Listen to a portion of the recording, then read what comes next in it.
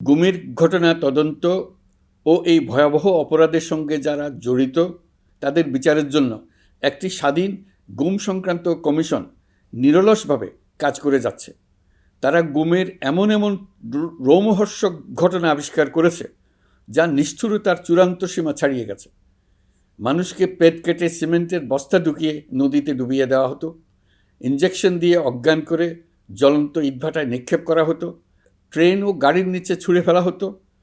Commission এখন পর্যন্ত 2টি অন্তর্বর্তীকালীন প্রতিবেদন জমা দিয়েছে। তারা এখনও প্রতিনিয়ত নতুন নতুন অভিযোগ পাচ্ছে।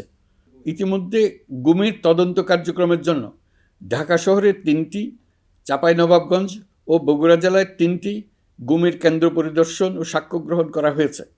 তদন্ত কাজে মানুষের সম্পৃক্ততা বাড়াতে বিশ্ববিদ্যালয়, মাদ্রাসা পর্যায়ে গণশুনানি গ্রহণ করা হয়েছে।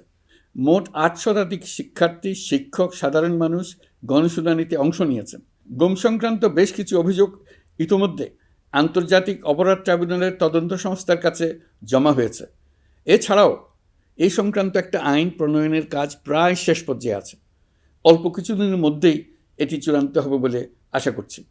গত 16 বছর ধরে এদেশের প্রতিটি স্তরে অপরাধ, অনিয়ম, দুর্নীতির ভাইরাস ছড়িয়ে পড়েছিল। এই রোগাক্রান্ত রাষ্ট্র ব্যবস্থাকে রোগমুক্ত করে জনগণের কল্যাণমুখী করতে হলে আমাদের রাজনৈতিক দলগুলোর সক্রিয় অংশগ্রহণ জরুরি।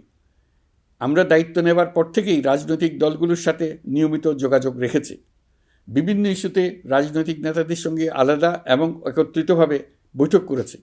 সর্বশেষ গত মাসের শেষ সপ্তাহেও বিভিন্ন রাজনৈতিক দলের নেতৃবৃন্দের সঙ্গে আমি বৈঠক করেছি এবং চলতি সপ্তাহে জাতীয় ঐক্যমত কমিশনের 2য় পর্বের আলোচনা শুরু করেছি। সরকার পরিচালনায় তারা তাদের গুরুত্বপূর্ণ মতামত তুলে ধরেছেন।